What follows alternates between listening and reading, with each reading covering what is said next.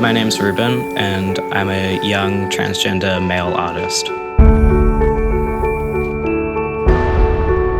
I think growing up, I didn't feel that I had a very strong concept of gender. It wasn't something that really crossed my mind all that much, and I couldn't quite understand why I was very frustrated when people were very strict about being like, you're a girl, you have to act this way, and this is what your gender is. And I suppose I just kind of believed them because that's what I was told my whole life. Closer towards the ages of 14 and 15, I couldn't really understand what I was feeling. And so looking online and talking to other people, I realized other people were feeling how I was feeling and that there was actually a word for it. Ever since I was little, the one thing that would hold my attention the most was like arts and crafts. I would sometimes sit down and draw for a long time. And when I realized that that's something that I could continue doing, like you can make a career out of that or you can study it later on, then that was something I was really hoping that I could pursue later in life. Being trans is a really individual, really personal experience, and so people are going to identify differently. People are going to explain how they feel, and they're going to explain being trans very differently. And it doesn't mean that one is more right than the other, or that there is a strictly right or wrong way to be trans. In the end, it's you, it's your body, it's your voice, and you're doing that for you, not for anyone else.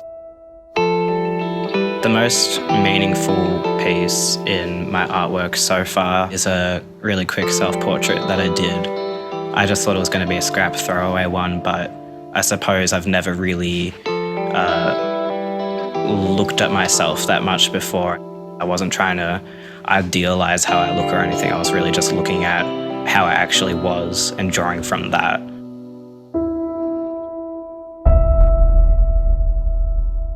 In the mainstream art world, trans people are very much exotified and even objectified, and we're seen as a joke in a lot of artworks. And that's really hurtful, and I suppose we're not taken very seriously. I don't think that there is as much art by LGBT and trans people about trans people without the whole stereotypical, like, you see them all the time. There's always the very stereotypical shaven face and makeup on one side and the beard on the other, and that's what it is to be trans, and that's it, full stop.